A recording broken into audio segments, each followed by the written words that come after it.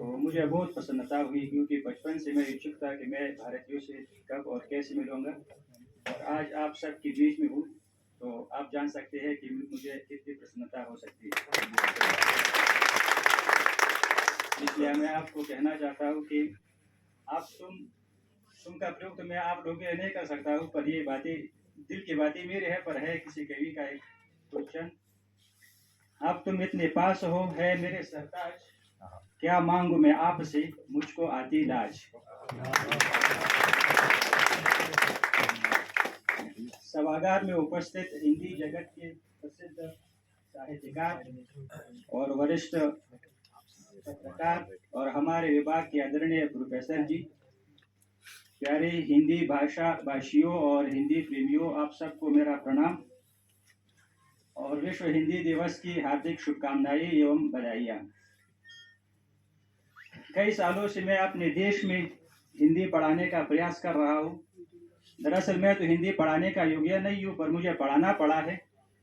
तो मैं वहाँ जब अपने विद्यार्थियों के सामने खड़ा होकर हिंदी भाषा में बात करता हूँ तो थोड़ा बहुत अच्छा बोल लेता हूँ, पर आज आप भारतीयों के सामने, आप हिंदी भाषा भाषियों के सामने हिंदी बोलना मेरे लिए बहुत कठिन है। पर मैं प्रयास करूँगा। हिंदी से संबंधित मेरी और हमारे देश से संबंधित हिंदी की जो यात्रा है, ये समान यात्रा रही है, और ये जो कहानी है ये बहुत रोचक है। बहुत कठिन परिस्थितियों में, बहुत कठिन ढंग से हमने हिंदी सीखने का प्रयास किया है, और सौभाग्यवश या दुर्भाग्यवश विद्यार्थी जीवन में ही हमें वहाँ पढ़ाना भी पड़ा है। पर उससे पहले मैं आपको एक बात कहना चाहूँगा। आप जो यहाँ बैठे हैं, जो भारत के नया जनरेशन है, आप छात्र छात्राएं बहुत भाग्यशाली हैं जो इस वर्तमान भारत के वासी हैं। भारत एक समय विदेशियों के लिए सोने का चिड़िया हुआ करता था। लोग इसे सोने का चिड़िया कहते थे, पर आज वो भारत नहीं है। आज ये भारत विदेशियों के लिए एक ज्ञान का कोष है। संसार के कोने कोने से लोग यहाँ आते हैं और विभिन्न प्रकार के ज्ञान प्राप्त कर अपने देश चले जाते हैं, और आप लोग ही उस संस्कृति और उस भाषा के स्वामी हैं जो एक समय विदेश से यहाँ लोग आकर अपनी भाषाओं का और अपनी संस्कृतियों का छाप छोड़कर चले जाते थे। पर आज वो भारत नहीं है। आज संसार के कोने कोने से विद्वान छात्र छात्राएं यहाँ आकर यहाँ की भाषाएं और यहाँ की संस्कृति अपने साथ लेकर अपने देश चले जाते हैं। मैं 2007 को हिंदी सीखने के लिए प्रथम बार केंद्रीय हिंदी संस्थान दिल्ली आया था। उस वक्त मुझे हिंदी बिल्कुल नहीं आती थी, पर वहाँ एक अमेरिका से एक हिंदी प्रोफेसर आया था जो अंग्रेज था और अपने अमेरिका में हिंदी पढ़ाते थे। तो मैंने उनसे एक सवाल किया, जो हमसे बार बार सवाल लोग किया करते थे और हम वही एक उत्तर देते थे। तो मैंने भी उनसे सवाल किया कि सर, आपने कभी अमेरिका में अपने हिंदी विद्यार्थियों से पूछा है कि वे लोग हिंदी क्यों सीखना चाहते हैं? तो वे हंसकर मुझे कहा कि हाँ बिल्कुल, वहाँ अलग अलग विभागों में मैं जब जाता हूँ और वहाँ के अंग्रेज हिंदी विद्यार्थियों से यही सवाल पूछता हूँ, और लगभग सभी का एक ही उत्तर रहता है, जो है हिंदी फिल्में। तो अधिकतर लोग जो विदेशी लोग हैं, वे अधिकतर हिंदी फिल्मों से प्रभावित होकर हिंदी सीखने लगते हैं, भारत को जानने के इच्छुक हो जाते हैं। तो उसी प्रकार मैं भी एक विदेशी बच्चा था जो बचपन से हिंदी फिल्मों का प्रेमी और आशिक था। मैं अफगानिस्तान में देश के अन्य बच्चों जैसा बचपन से ही हिंदी फिल्में देखा करता था। तो पहली बार जब मैंने हिंदी फिल्म मोहरा फिल्म देखी, मुझे हिंदी बिल्कुल समझ में नहीं आती थी। हिंदी का एक शब्द भी मुझे समझ में नहीं आता था। हिंदी के जो शब्द थे अपने अनुसार उनके अर्थ में निकलता था और अपने आप को समझाता था कि इसका अर्थ ये है, ये है। पर अक्षय पाजी और अविनाश टंडन की अदाओं से मैं इतना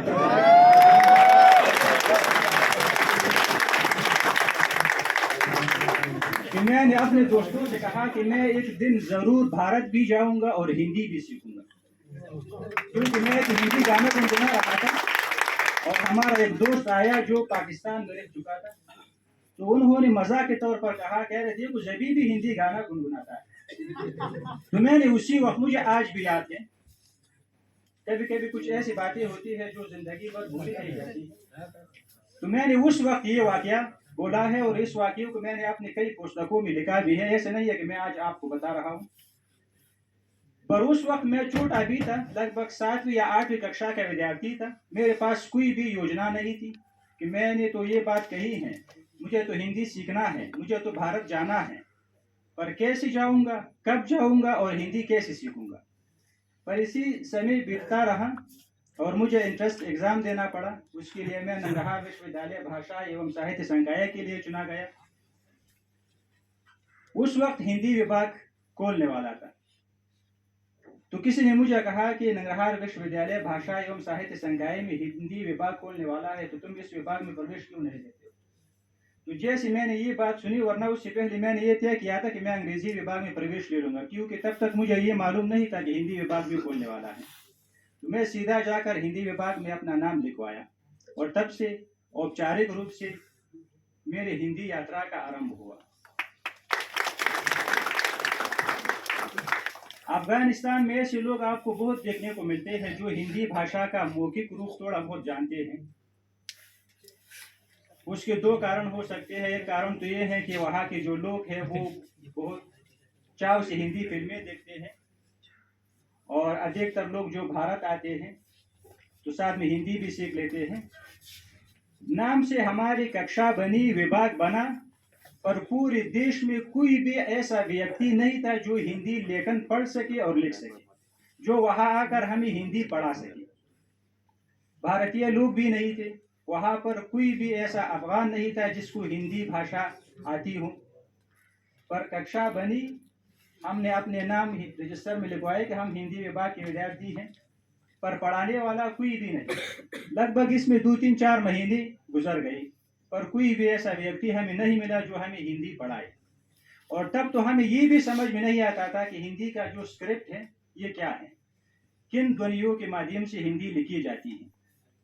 पर उस वक्त वहाँ जो भारतीय दूतावास था, कौंसलावास था, वहाँ के भारतीय लोग जो थे वो अधिकतर बाहर भी नहीं निकलते थे, क्योंकि उस वक्त हमारे देश की परिस्थितियाँ कुछ ऐसी थी जो भारतीयों के लिए बहुत कठिन थी। कारण तो आप सब जानते हैं।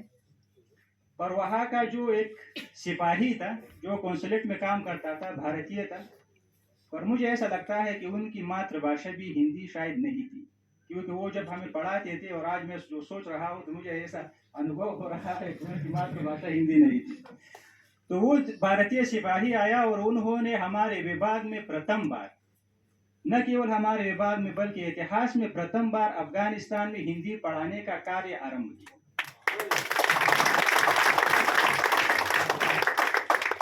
पर दुर्भाग्यवश वे सप्ताह में केवल एक दिन आते थे, पर हमें ये ज्ञात नहीं होता था कि वो किस दिन आने वाला है। हमें पूरा सप्ताह इंतजार करना पड़ता था कि वो हमारे सिपाही गुरुजी कब आएंगे और हमें हिंदी सिखाएंगे। तो उन्होंने जब हमें हिंदी सिखाना आरंभ किया, हिंदी वर्णमाला हमें सिखाई, तो कभी कभी उसके साथ जो अन्य सिपाही आता था जो दरवाजे पर अपने बंदूक के साथ खड़ा हुआ करता था, तो दोनों के बीच में लड़ाई होती थी कि नहीं इस वर्ण का उच्चारण तो इस प्रकार है। वो शायद पंजाबी था और एक जो था वो हरियाणा से था। दोनों के बीच में नहीं बनती, रोज दोनों के बीच में लड़ाई होती थी कि नहीं इसका उच्चारण तो ये है। वैसे भी हिंदी की जो अल्प प्राण और महाप्राण ध्वनियां हैं, तो उनके उच्चारण को एक दूसरे से अलग करने में तो कठिनाइयां भी हो सकती है। तो दोनों में बहुत लड़ाइयाँ होती थी। तो इसी प्रकार हमारा वो प्रथम सेमेस्टर जो था वो बीत गया। पर परीक्षा लेने के लिए वहाँ जो द्विभाषी था, जो अफगान था, वो आया। उसको खुद हिंदी लिखना और पढ़ना नहीं आता, पर भारतीय कौंसलावास से वो प्रश्न पत्र ले आई और हमसे कहा कि इसकी उत्तर दे दो। तो मौखिकी परीक्षा भी उन्होंने हमसे ली, हमसे बातचीत कर ली और वहाँ अपने कुछ अंक लिख लिए। पर वो जो प्रश्न पत्र लाए थे अपने साथ, तो हमने अपनी मर्जी से जो हमें आता था हिंदी वर्णमाला वो लिखकर उनको दे दिया, और वो कौंसलेट गए, वहां से पेपर आ गए कि आप कितने अंक, आप कितने, आप कितने। तो शायद ऐसी परिस्थिति, हिंदी पढ़ाने का ऐसे आरंभ, हिंदी की ऐसी पढ़ाई किसी भी देश में नहीं हो गई होगी, पर दुर्भाग्यवश हमारे देश की परिस्थितियां उस वक्त कुछ ऐसी थी। तो दूसरे सेमेस्टर के लिए भी कोई अध्यापक नहीं था, हिंदी पढ़ाने वाला कोई भी व्यक्ति नहीं था। तो 2-3 महीनों के बाद वहाँ काबुल से एक पत्रकार आया, तो वहाँ पर हिंदी पढ़ाने में एक पत्रकार की भूमिका भी रही है। दूसरा जो अध्यापक हिंदी का रहा है अफगानिस्तान में, वो एक पत्रकार ही था। वो भी सप्ताह में एक बार आते थे, पर तब हमें ज्ञात होता था कि वो किस दिन और किस समय आने वाला है। तो हमने उनसे हिंदी सीखी और दूसरे वर्ष हमें भारत आने का अवसर मिला। केंद्रीय हिंदी संस्थान आए, वहाँ जब हमसे परीक्षा ली गई तो उन्होंने हमें 100 कक्षा में बढ़ाया कि आप जो अफगानी लोग के साथ छात्र थे, तो उन्होंने अपने अनुसार अपनी परीक्षा के अनुसार हमें 100 कक्षा में बैठाया। पर हम हिंदी भाषा सीखने के इतने इच्छुक थे कि 2 महीनों के बाद उनको ये पता चला कि नहीं, ये लड़के जो है ये तो अब 30 हो गए हैं, इनको 200 कक्षा में बैठाना चाहिए। तो हमको 200 कक्षा में बैठाना का अवसर मिला। पर दुख की बात मुझे ये थी, अब भी मुझे याद है कि उस वक्त भिन्न देशों से लोग आए थे, छात्र आए थे जो हिंदी सीखने का प्रयास करते थे।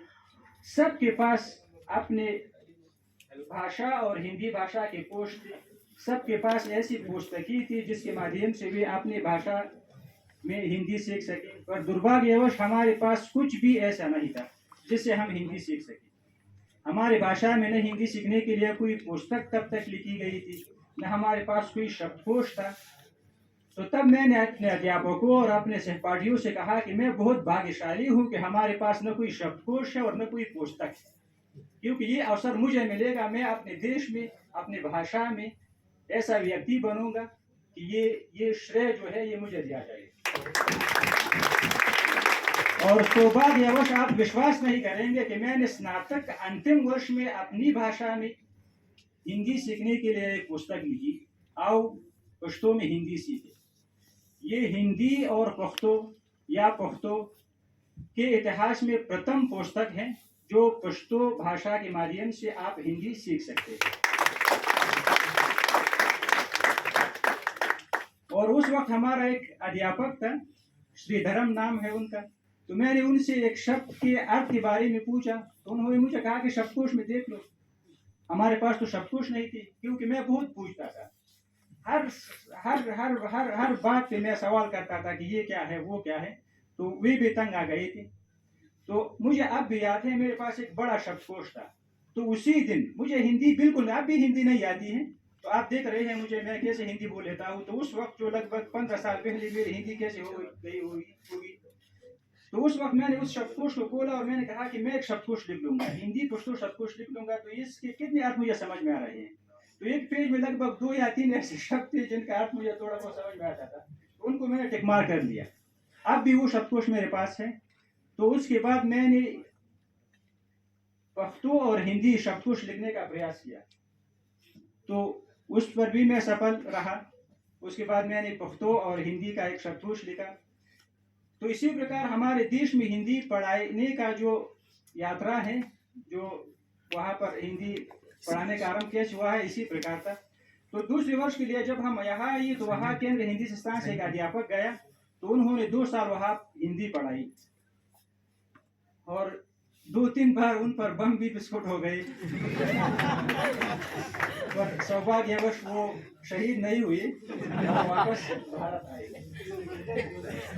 तो आप सोच लीजिए, एक देश में BA 4 वर्षीय पाठ्यक्रम में एक ही अध्यापक ने 2 साल हिंदी पढ़ाई, पर इसी तरह हमारा जो पाठ्यक्रम था वो पूरा कराया गया कि चलो आप उत्तीर्ण हो गए। तो जैसे हम उत्तीर्ण हो गए तो हमें हिंदी पढ़ाने का अवसर मिला। तो उसके बाद हमने हिंदी पढ़ाने का प्रयास आरंभ किया। तो सौभाग्यवश तब से 2019 तक, यानी 2010 से लेकर 2019 तक मैं वहाँ हिंदी का विद्यार्थी तो तब से अब तक हूँ। पर एक शिक्षक के रूप में हिंदी पढ़ाने का शुभ अवसर मुझे मिला और साथ में हिंदी विभाग का विभागाध्यक्ष का कार्य भी मैंने तब से 2019 तक संभाला। और 2019 से लेकर अब तक मैं अपने आदरणीय गुरुजनों के साथ हिंदी विभाग में एक शोधार्थी के रूप में हूँ।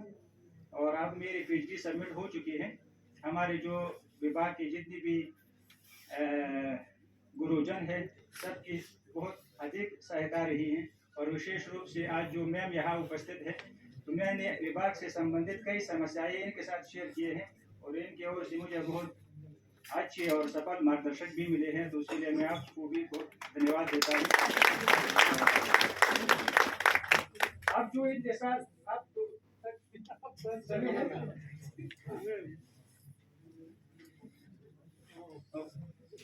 ओके। तो एक बात मैं और कहना चाहता हूँ, ये जो विश्व हिंदी दिवस है, तो जरूर भारत से बाहर जो लोग हैं उन्होंने हिंदी के लिए क्या किया है, तो जो कुछ हमने किया है, जो यात्रा हमारी रही है, वो तो थोड़ी बहुत आप जान चुके होंगे। तो भविष्य में मैं ये चाहता हूँ कि अपने देश में हिंदी पढ़ाने का कार्य तो हमारा चल रहा है, तो अब मैं चाहता हूँ कि मैं अपने देश में हिंदी विभाग तक सीमित न रहूँ। तो इसके लिए हमारी जो पश्तो भाषा है, जिसको विद्वानों ने आर्य भाषा परिवार के अंदर जो उपभाषा परिवार आते हैं, तो उसमें ईरानी भाषा परिवार में शामिल किया गया है। पर मैंने एमए भी हिंदी पश्तो में किया है, और पश्तो मेरी मातृभाषा भी है, और थोड़ा बहुत हिंदी सीखने का अनुभव भी है। मैं जो पश्तो भाषा और हिंदी भाषा की समानताओं को देखता हूँ, तो मुझे ये अनुभव हो रहा है, मुझे ऐसा विचार आया है कि हिंदी भाषा को, पश्तो भाषा को ईरानी भाषा परिवार में नहीं बल्कि हिंदी भाषा परिवार में लेना चाहिए। पर ये बात मैं कुछ थोड़ा और अध्ययन करके ये बता सकूँगा। तो मेरा जो अगला कार्य है वो ये है कि भविष्य में मैंने आरंभ भी किया है, मैंने ऋग्वेद लिया है। ऋग्वेद जो हमारा यहाँ का जो ग्रंथ है, तो उसका अनुवाद मैं पश्तो भाषा में कराऊंगा। जो ऋग्वेद में पश्तो शब्द का प्रयोग किया गया है, पख्त शब्द का प्रयोग किया गया है, और पख्त के अंत में ओ प्रत्यय लगाकर हमारी पख्तो भाषा बनती है, और टून प्रत्यय लगाकर हमारे पख्तून जाति बनती है। तब तक के लिए नमस्कार।